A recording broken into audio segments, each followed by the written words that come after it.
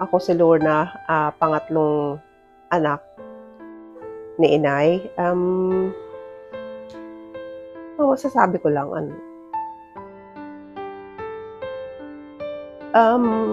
mahal namin ikaw, ang mga apo mo, mahal na mahal ka.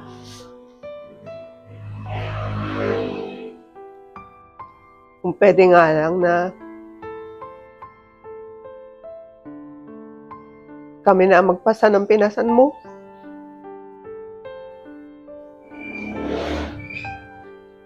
Kasi hindi naman pwede.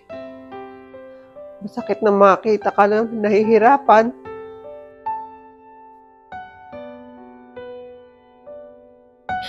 Masakit na mawala. Pero siguro, maganda na nga rin para matapos na yung paghihirap mo. Masakit sa amin, pero tanggap na namin. Alam ko naman na mahal ba yung mga apo mo. Sana maging masaya ka sa taas.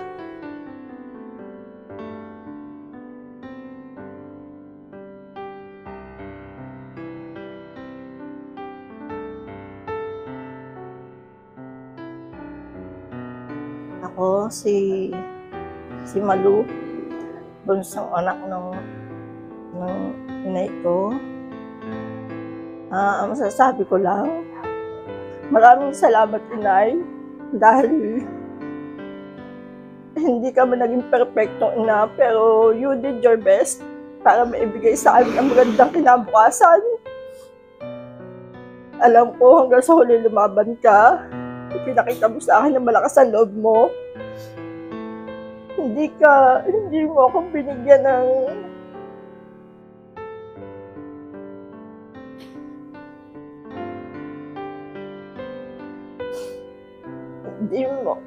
hindi mo ipinakita sa akin na mahina ka. So, alam ko nasasaktan ka na.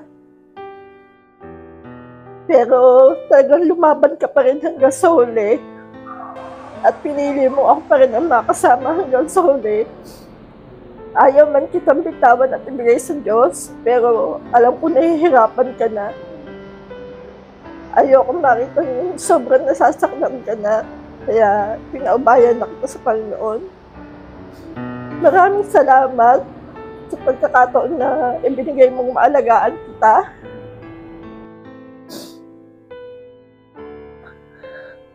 Masakit para sa akin na matagal kita inalagaan. Patawad kung ako'y nagkulang sa aking mga kasalanan, patawad. Alam ko hindi ako perfectong anak inay, pero pinili mo pa rin na patawarin ako.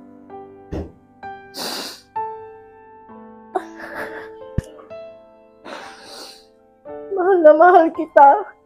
Alam mo yan, bago nangyaring mawala ka, pinausap na kita. Ibinigay mo sa akin yung senyales na pinapatawad mo ang anumang kasalanan ko. Maraming salamat.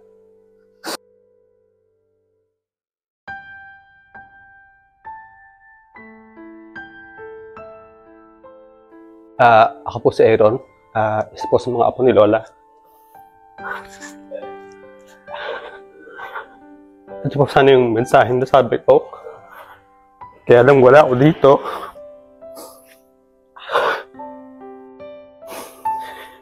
Sa amin pong lahat, ako ay may pinakamalaking utang na loob sa'yo.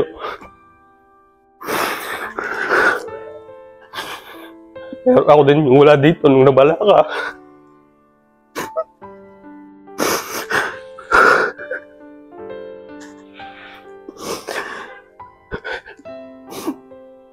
Naalala ko pa yung pinakahuling sinabi mo sa akin, Lola.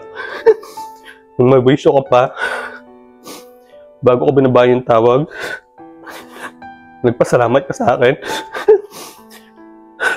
Sabi mo, salamat sa lahat. Pero ako dapat nagpapasalamat sa iyo. Kasi kahit buong buhay ko magtrabaho ko, hindi ko masusuklian yung binigay mo sa akin. Ikaw yung nagpalaki, nagpakain, nag-aruga sa akin simula nung napanganak ako. At kahit kailan, kahit buong buhay ko, hindi ko matutumbasan yun.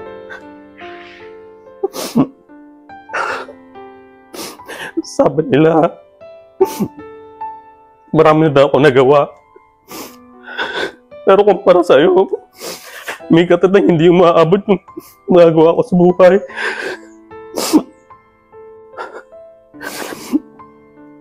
Everything I am, everything I have, every little bit of the man I am today is all because of you.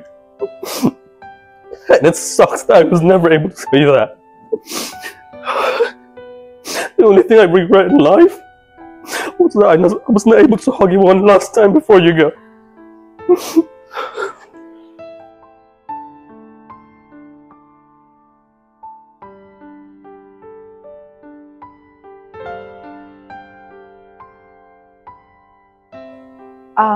Ako po si Camille. Isa po ako sa mga apo ni Lola sa side ng tatay. Ito.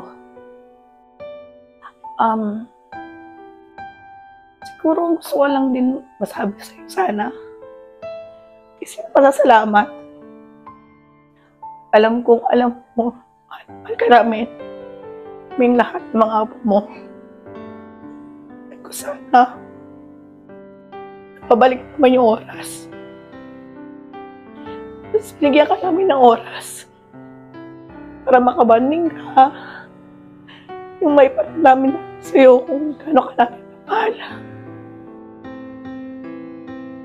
Salamat sa lahat ng panahong pinigay mo sa amin. Ituro ang bagay na kung anong meron kami ngayon.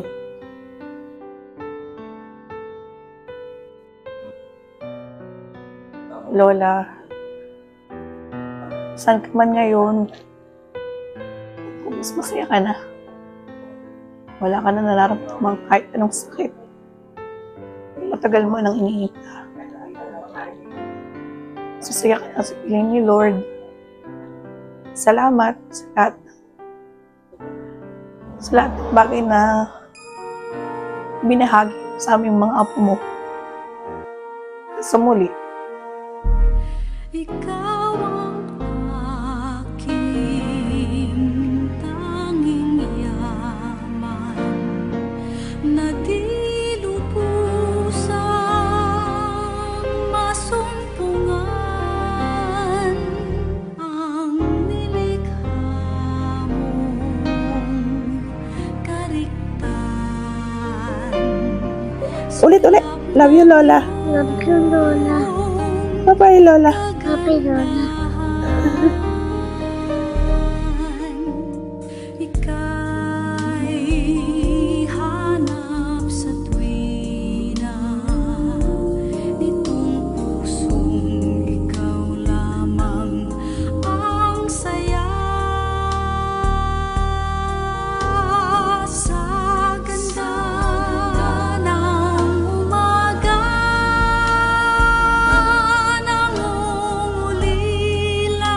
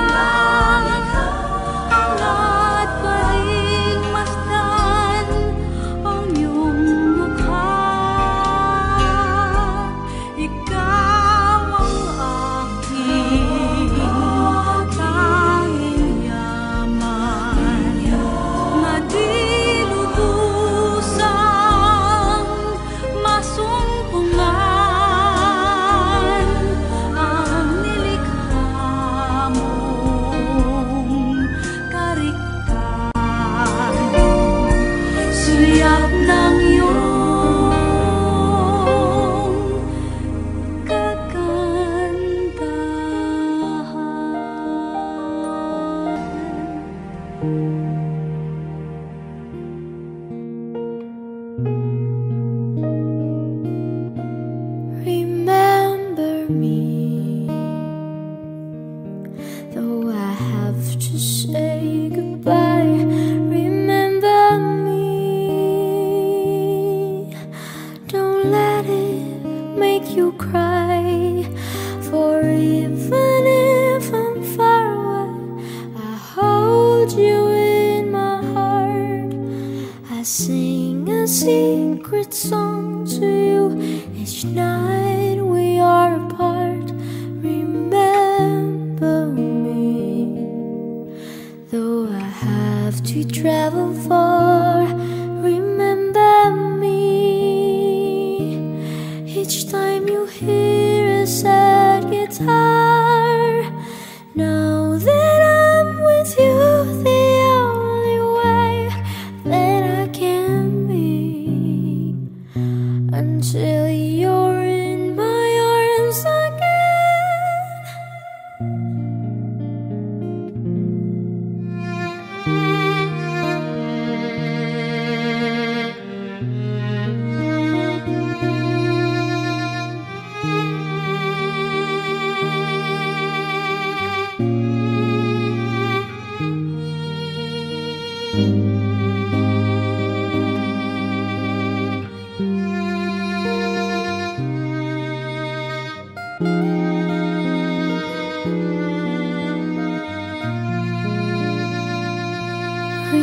Remember me. Though I have to travel far, remember me. Each time you hear a sad guitar,